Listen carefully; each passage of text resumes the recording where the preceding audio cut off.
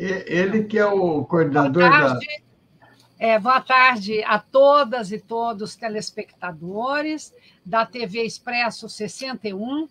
Hoje eu estou aqui com um convidado especial, o professor Clodoaldo Meneghello Cardoso, que tem a sua graduação na área da Filosofia e Letras e a sua formação de pós-graduação, mestrado e doutorado na área da educação.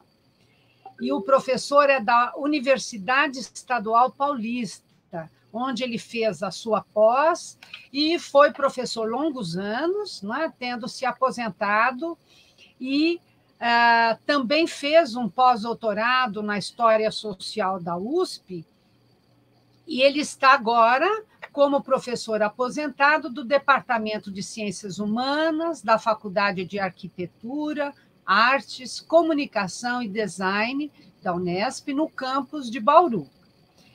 E as atividades importantes, entre outras, né, como cursos em torno da questão dos direitos humanos, educação e direitos humanos para a educação básica, valores, né, trabalhando a questão da educação e valores. O professor Clodoaldo, ele coordena o Observatório de Educação em Direitos Humanos e também é editor da revista interdisciplinar de Direitos Humanos da Unesp. E é nosso colega da Comissão Nacional da Rede Brasileira de Educação em Direitos Humanos. E ele gosta muito de um dos livros que ele publicou, que se chama A Canção da Inteireza, uma visão holística da educação. Então, meu caro colega, professor Clodoaldo Meneghello Cardoso, eu peço, então, que o senhor dê as boas-vindas aí aos nossos e nossas ouvintes deste canal da TV Expresso 61, dedicado à Rede Brasileira de Educação e Direitos Humanos, neste programa sobre educação em direitos humanos. Boa tarde, querida Nair. Boa tarde a todas as pessoas que estão nos conectando nesse momento. E agradeço aí a acolhida, o convite seu, do João Negrão, do Expresso 61, para conversarmos um pouco sobre a educação de direitos humanos, permeada com algumas experiências de vida minha, né? Sim. Então, vamos então iniciar por essa pergunta que você nos deixa, né? Quais foram essas principais experiências de vida na sua infância que marcaram a sua trajetória na educação e direitos humanos?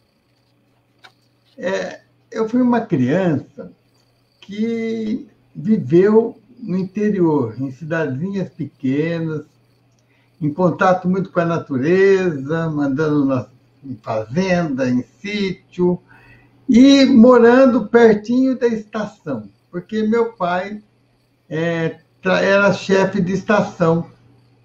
Então, ali chegava todas as notícias do mundo, por ali, pela estação, né? Então, eu fui criado assim, num ambiente muito feliz, muito...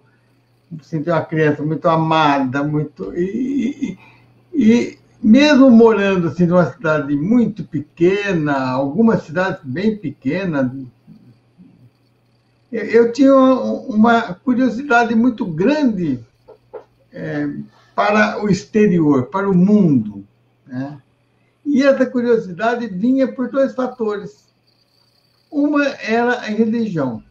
Uma família católica, uma mãe muito católica, e que eu acabei entrando na igreja como coroinha aos 5 anos, e tendo contato com padres que falavam outras línguas, que vinham europeus, né? Os padres, principalmente os holandeses, e me despertava muita curiosidade sobre outros outras paisagens, outros lugares.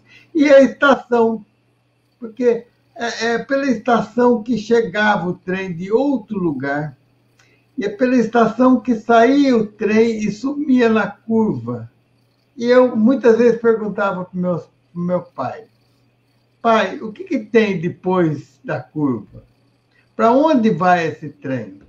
Lá tem cidades grandes, lá tem muita coisa, e contava essas coisas. Então, eu fui uma criança que voltada para sair da cidadezinha pequena, como, de fato, eu saí aos 11 anos para ir, e fui para um seminário, né? Um seminário católico.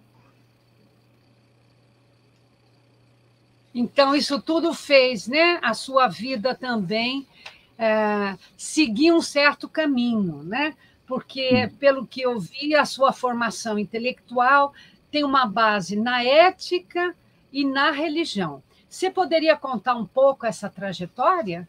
Então, eu vivi a minha adolescência e uma parte da juventude dentro de um seminário. Ora, um seminário que dava todas as condições de um estudo de língua, do estudo humanístico, né? E isso me deu um certo perfil intelectual, um tanto racionalista. E juntamente com esta forma, né, de pensar, também veio uma carga ética muito grande. Uma carga ética no racionalismo é uma ética mais ou menos kantiana, né? Uma ética que você estabelece o que é bom, o que é o bem, quando é bom para todo mundo, né? Então, eu fui formado nessa intelectualidade, juntamente com uma ética kantiana, vamos chamar assim, né? Isso me marcou muito a trajetória e que me fez depois, claro, rever um pouco essa ética, mas foi uma base muito sólida que me marcou meus estudos na adolescência e na juventude. Então, agora, a sua vida universitária, ela possibilitou o seu envolvimento com o movimento estudantil, né? E foi naquele período da ditadura civil-militar no Brasil, não é? E como é que foi este aprendizado, né, na universidade, em tempo de repressão política aos estudantes? Como foi essa experiência? Então, a geração pós-guerra, ela é conhecida por ser a geração baby boom. Quer dizer, houve após 45, né, uma explosão de nascimentos de crianças no mundo. Essa bolha, ela vai subindo e ela participa de certas experiências revolucionárias nos costumes. Então, a minha vida universitária está ligada a uma mudança profunda que houve dentro do seminário. Por quê? Porque nos anos 60, em 63, principalmente, com o Concílio Ecumênico II, houve uma grande crise da estrutura da igreja tradicional, né? E apontando novos caminhos. Um deles era que os estudantes tinham que ter um contato maior com o mundo. Então, eu era um adolescente que já pensava em estudar fora. Então, qual foi a experiência? A experiência foi os estudantes estudarem a filosofia fora do seminário, como qualquer estudante, prestando vestibular, né? E depois da filosofia voltaria para o seminário. Então, aí eu tive uma nova virada na minha vida, muito grande, que fomos estudar na PUC de Campinas, E lá caí em pleno 68. Quer dizer, 67, 68, eu estava fazendo uma revolução interna, saindo do seminário, vivendo fora do seminário, e, ao mesmo tempo, caindo no movimento estudantil. Então, para mim, foi um momento de uma ebulição muito grande na minha vida, que se eu não tivesse uma solidez um pouco mais, eu teria perdido caminhos, perdido rumos, né? E no movimento estudantil, eu tive uma participação muito interessante, porque na minha vida também houve um elemento que me acompanhou desde a infância, que foi a arte teatral. Né? Eu era apaixonado pelo teatro. Quer dizer, a missa, para mim, era um teatro. Tudo era um teatro, a escola era um teatro. E nos períodos, no tempo do seminário, eu trabalhei muito em teatro. Né? E quando eu me vi na PUC, no movimento estudantil, eu acabei participando culturalmente da política estudantil. Eu era coordenador, eu era diretor do teatro da PUC de Campinas, na área de humanas. Então, os teatros de protesto, teatros censurados, eu passei por todas essas experiências, né? Do teatro censurado, passar peças escondidas, passamos peças dentro de hospitais para fugir da polícia, e assim por diante. Né? Além das reuniões, das passeatas comuns, a minha contribuição era através da arte de protesto. E por isso eu acabei fazendo um curso de teatro na Universidade Federal de Belo Horizonte, né? E de direção e tal. Então, essa foi minha formação política. Foi interessante, viu, Nair? Porque eu participei de duas revoluções ao mesmo tempo. O movimento estudantil com bases na Revolução, com bases no marxismo, e, ao mesmo tempo, pelo teatro, eu acabei me aproximando da Revolução Hippie, né? Que tinha como referencial teórico o existencialismo.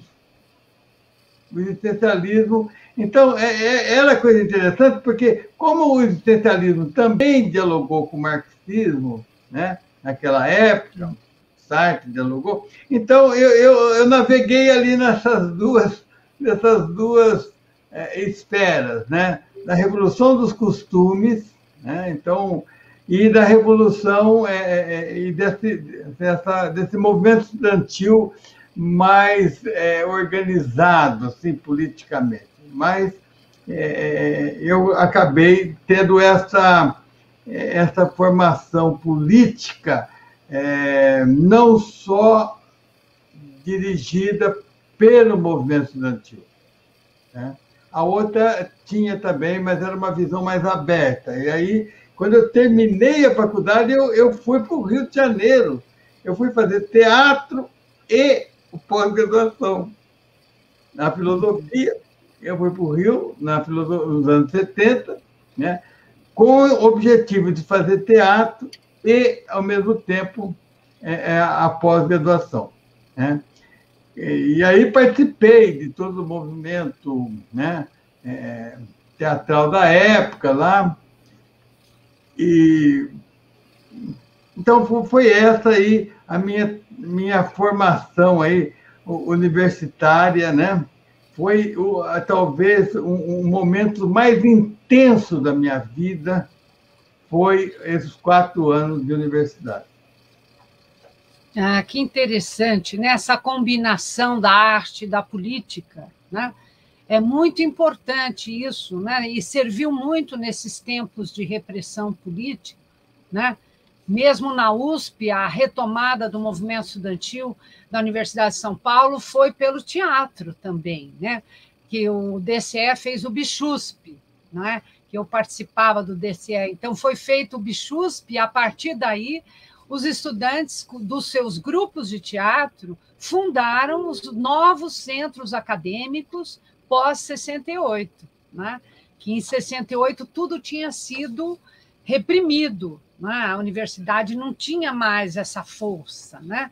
E a partir desta retomada, a gente consegue uma renovação do movimento estudantil ali da Universidade de São Paulo pela arte, pelo teatro, principalmente, né? Porque ele forma os grupos, ele debate, né? E para criar as peças, você pode fazer um conteúdo muito inovador, né? Em função da conjuntura que está vivendo, das questões do presente, né?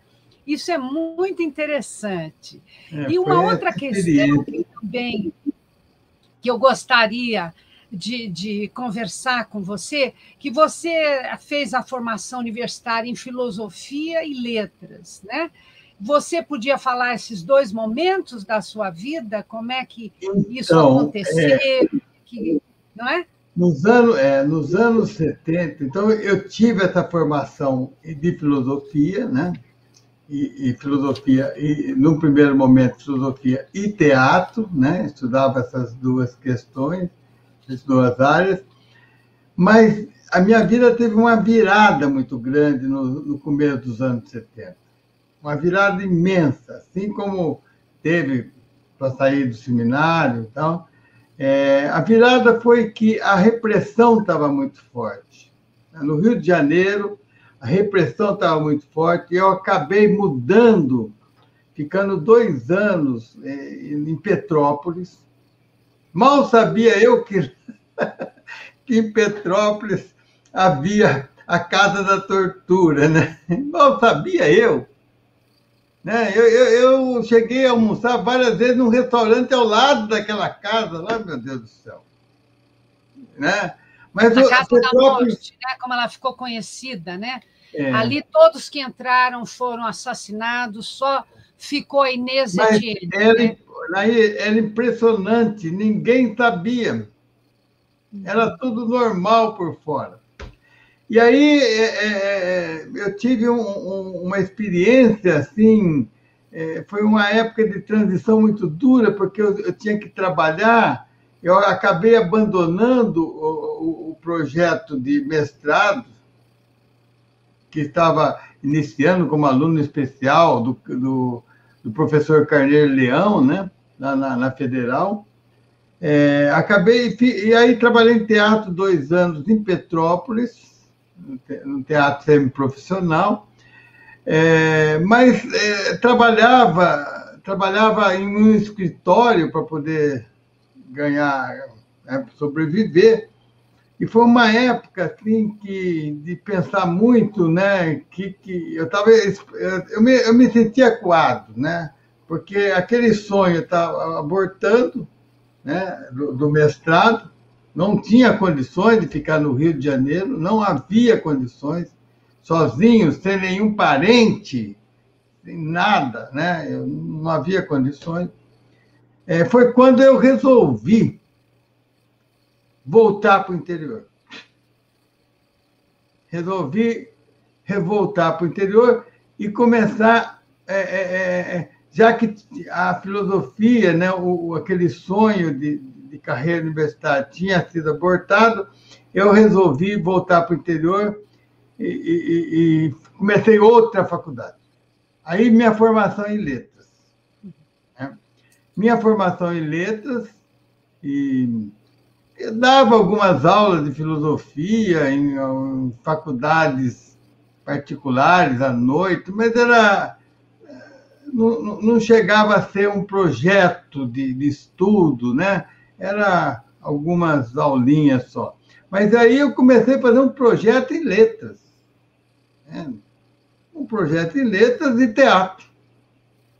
Teatro nas escolas, teatro na universidade, onde eu lecionava numa universidade particular, E também cheguei mesmo no interior, que eu estava numa cidadezinha chamada Garça, que eu tive um problema com a Polícia Federal.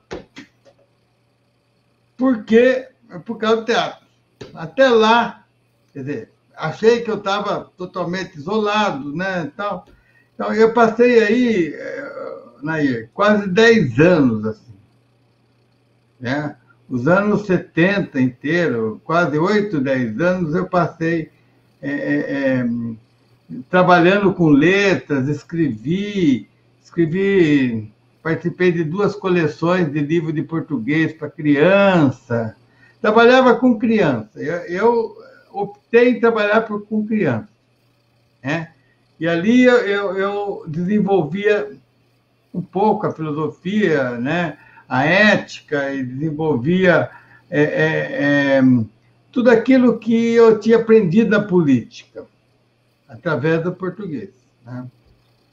Foi quando, no final dos anos, né, quando começou a abertura política, né, eu virei a mesa de novo. Eu me exonerei do cargo que eu tinha de português efetivo no centro da cidade de Bauru. Falei, vou voltar ao sonho antigo.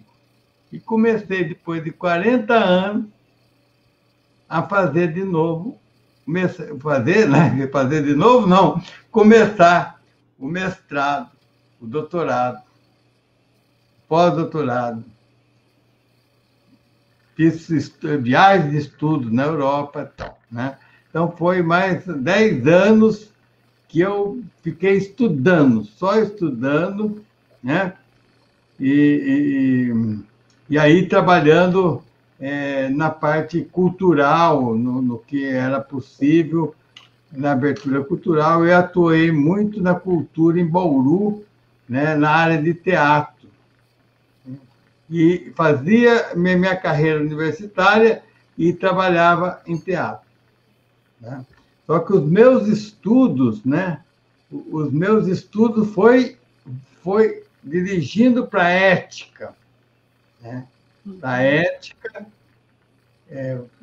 a filosofia voltada para a ética. Dentro da ética, eu escolhi um assunto para pesquisar na minha vida: a tolerância. Uhum. A convivência na diversidade. Né? E aí comecei, foi a porta de entrada para os direitos humanos. Então, eu fiz meu doutorado, né? Fiz meu doutorado sobre o conceito de tolerância a partir do oprimido da América Latina, porque a tolerância é um conceito europeu, um conceito do colonizador, né? E aí eu refiz esse conceito, né? E pesquisei os autores, a filosofia latino-americana, o que os autores latino-americanos pensavam sobre a questão da tolerância. Então, aí reconstruí o conceito de tolerância a partir do primeiro. E aí então começou a me abrir, fui abandonando o teatro, abandonando a cultura e ficando na pesquisa acadêmica da ética, né? E da questão da tolerância.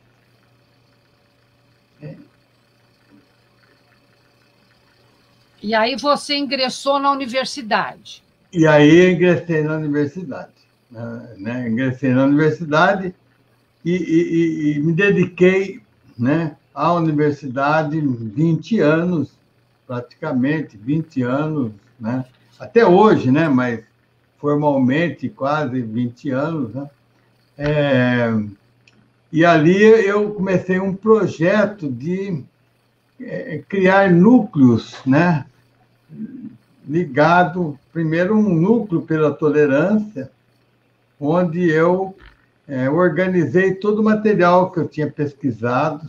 Naquela época não havia computador, então eu tenho um arquivo imenso sobre o conceito de tolerância, né? Mas olha que loucura.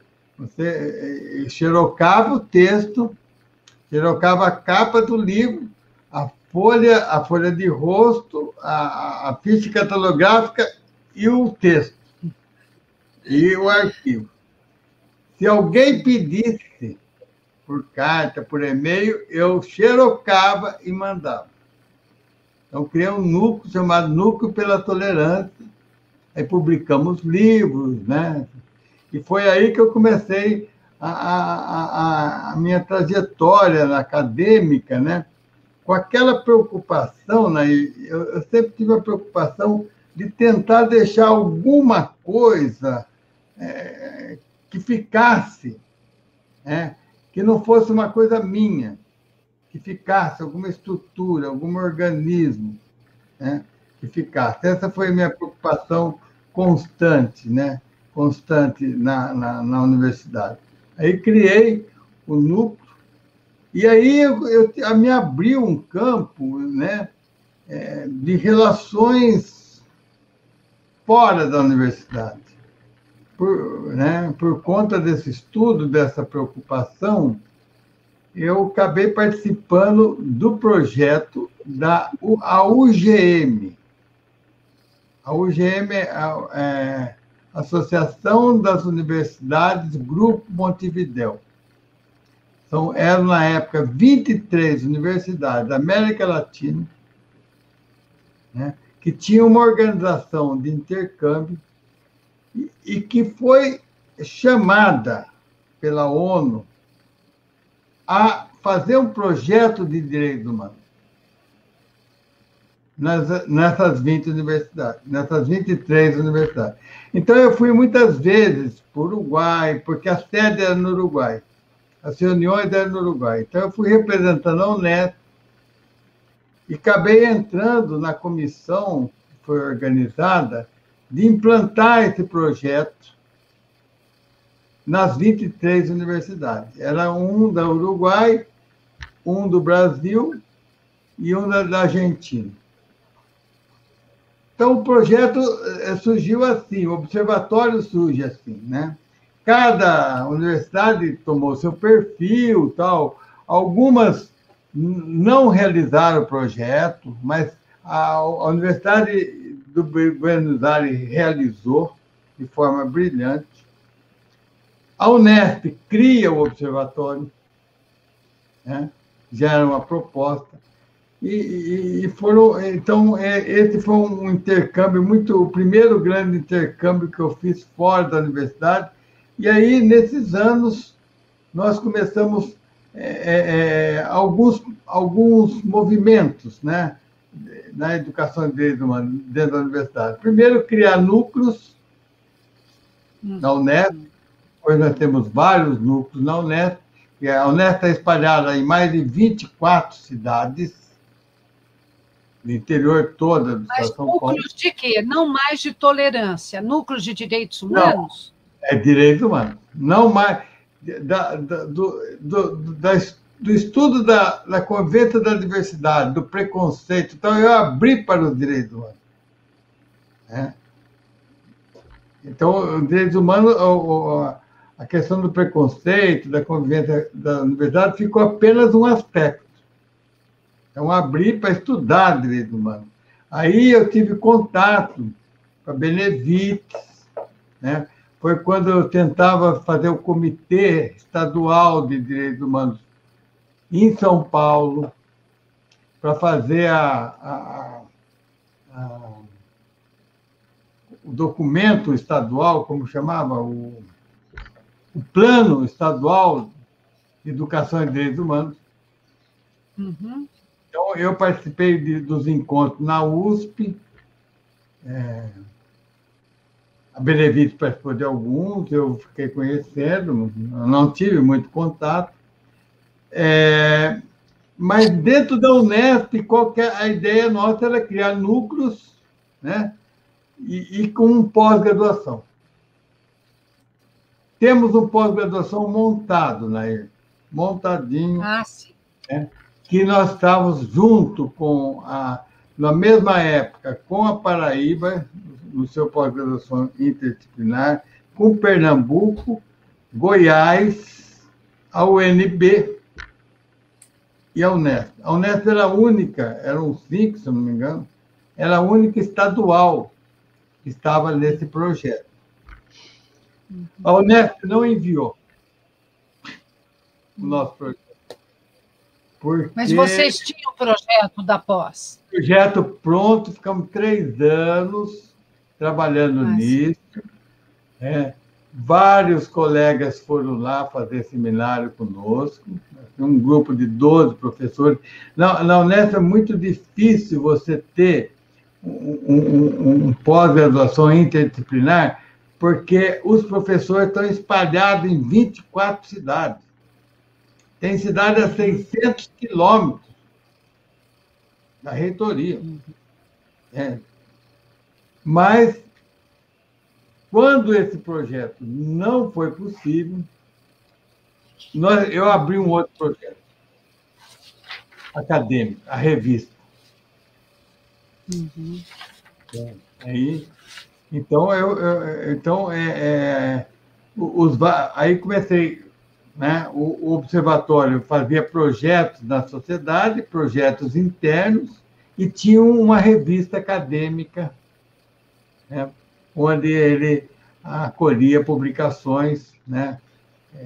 Muito mais de fora do que da universidade. Então, essa foi a minha trajetória, minha militância, ao mesmo tempo política em direitos humanos, né? E acadêmica nesses anos, né?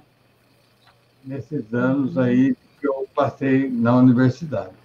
E aí chegou num ponto que eu não dava mais conta, a coisa ia crescendo, havia muita colaboração, mas assim, colaboração pontual. Eu sempre recebi apoio de colegas, mas pontualmente. E aí eu resolvi aposentar para ficar no projeto. Abandonei o projeto de pós, abandonei a possibilidade de pós, né, para ficar no projeto de educação e direitos humanos, através do Observatório de Educação e Direitos Humanos, né? Então, hoje nós temos um projeto consolidado na educação básica, temos uma revista consolidada, né? E o observatório hoje está bem articulado a nível de, né? Depois vieram outras articulações aí, né? A nível latino-americano, na Rede Latino-Americana de Direitos Humanos, e, recentemente, na reativação da Rede Brasileira de Educação de Direitos Humanos. Então, quando eu percebi que só é possível avançar dentro da Unesp se houver avanço fora da Unesp. Não é possível uma universidade avançar sozinha em direitos humanos. Ou avança todos, ou os avanços individuais acabam não dando aquele resultado maior que se espera. A força que vai se ganhar na Unesp com a rede é muito grande. Sim. E você teve essa participação a nível latino-americano na rede, né, caribenha, né, e latino-americana de educação e direitos humanos. Você gostaria de comentar alguma coisa das atividades que desenvolveu junto à rede latino-americana? Então, aquela primeira experiência da UGM, ela praticamente naufragou. Ela continuou na Unesp, continuou na UBA, mas são as duas universidades, mas a UGM, como projeto da UGM latino-americana, não foi para frente. Foi retomado essa questão da educação de direitos humanos, ou melhor, de direitos humanos, em geral, recentemente, né? Então, foi nesse meio termo que eu me senti isolado. Então, foi quando foi a tentativa dos projetos de mestrado, né? E no contato com os colegas da Paraíba, Pernambuco, vocês, da UNB e de Goiás, que eu tive contato com os encontros da rede latino-americana. Então, eu comecei a participar de todos os encontros, né? Na Argentina, Uruguai, e na Universidade Federal, se eu não me engano, houve na Paraíba, ou Pernambuco, e em Goiás, né? Então, foi ali que eu fiz essas articulações e eu consegui perceber a importância de um trabalho conjunto maior, né? Por isso que, já na Unesp, a gente começou também, não só fazer o encontro anual de direitos humanos, né? De educação e direitos humanos dentro da Unesp, mas chegamos a promover um seminário nacional também, né? Envolvendo os colegas que a gente conheceu nessa trajetória, né? Então, quando surgiu a ideia da rede, de reativação da rede brasileira de educação e direitos humanos, eu estava super preparado para isso, né? Foi uma coisa que não foi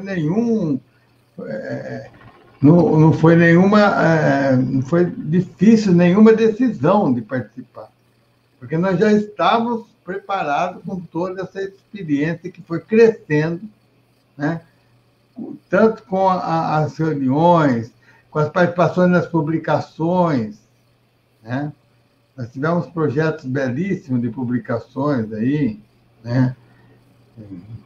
Coordenado pela Paraíba, né? Pela Universidade Federal da Paraíba, e assim por diante. Então, hoje nós estamos nessa batalha aí, né? Juntos, na reativação dessa rede que está indo bem, na minha opinião, né? Ela está indo bem dando seus passos curtos, porém estruturados.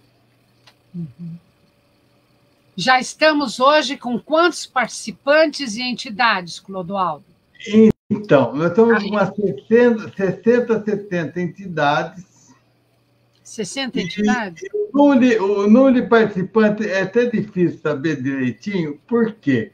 Porque muitos colegas eles fazem a inscrição 2 vezes, 3 vezes, né? Então, mas estão em torno de 500.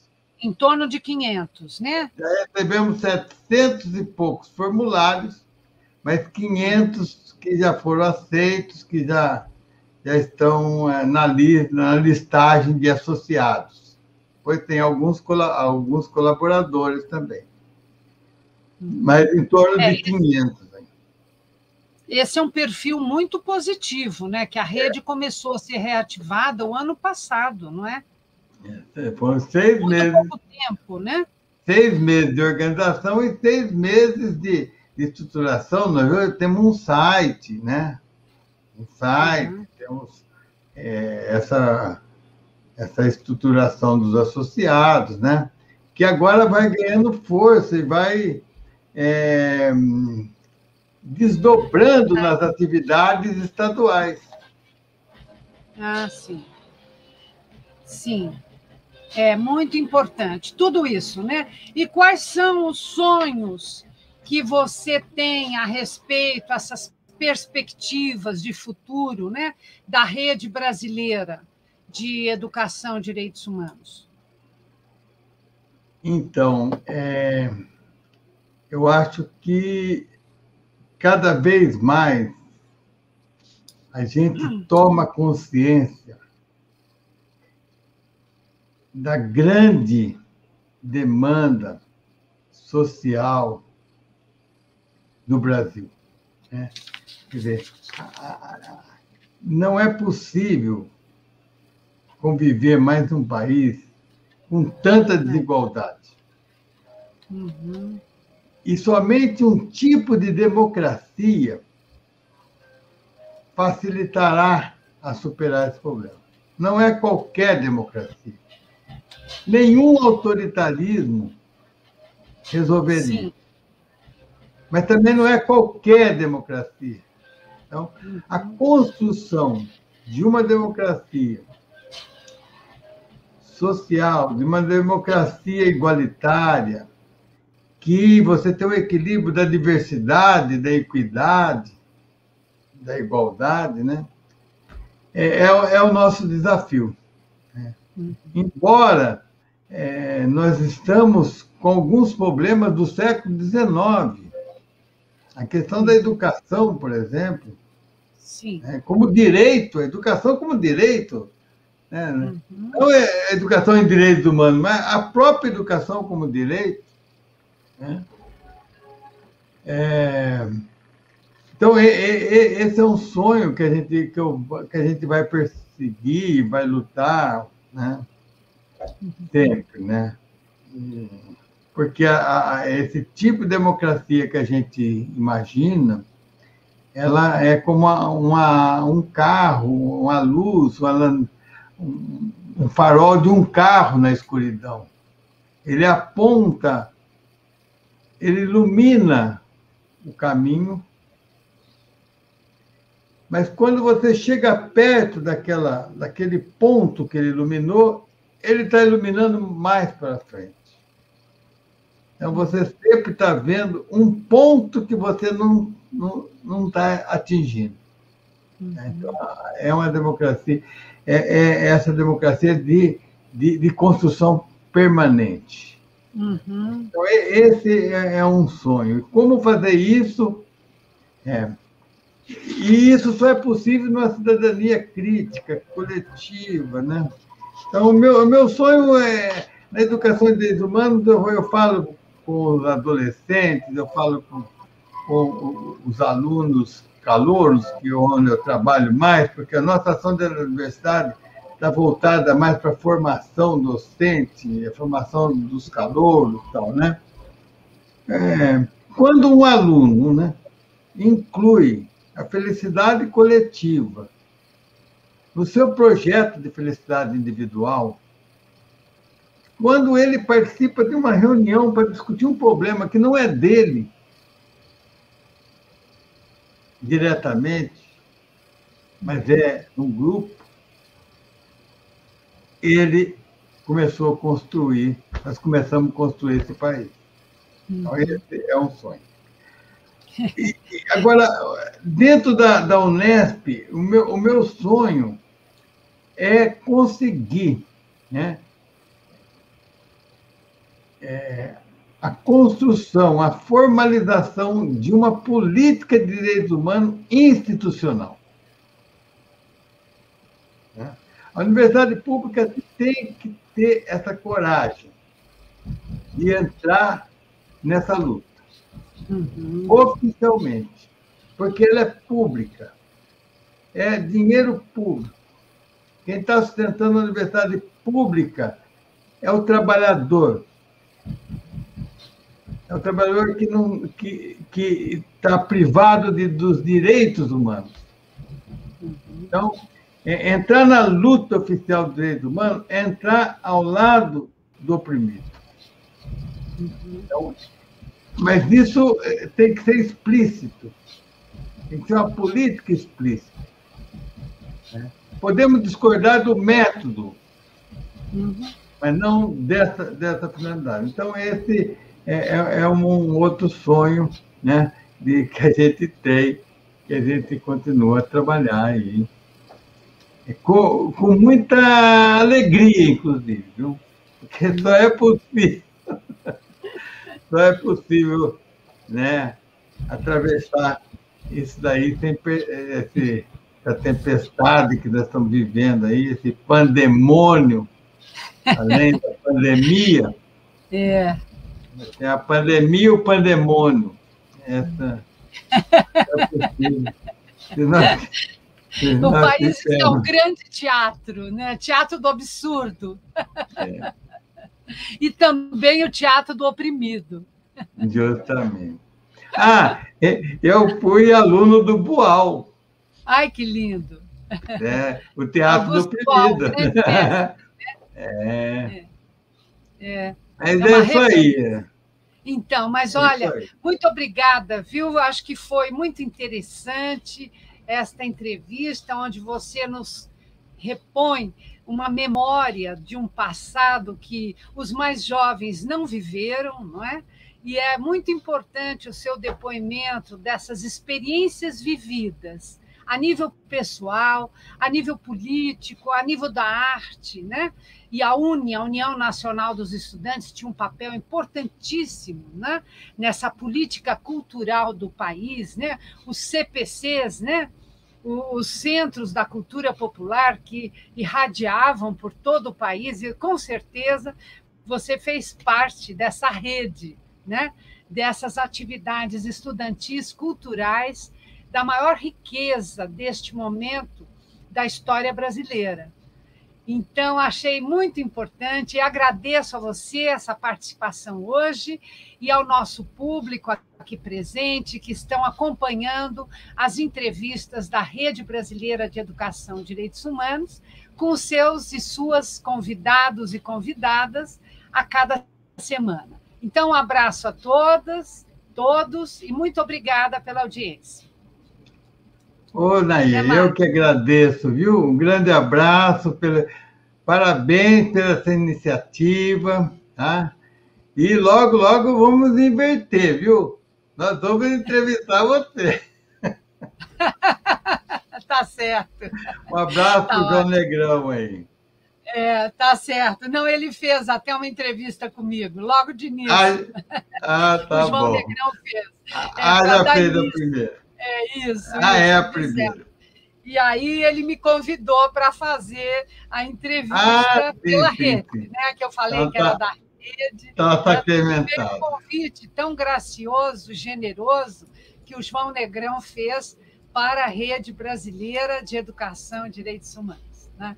Então, um abraço a todas e todos aqui presentes, né? Ao meu colega querido Clodoaldo, muito obrigada pelo seu depoimento, que vai deixar nas jovens gerações uma lembrança e uma memória que carecem hoje. Né? Então, um beijo a todos. Tchau, um beijo.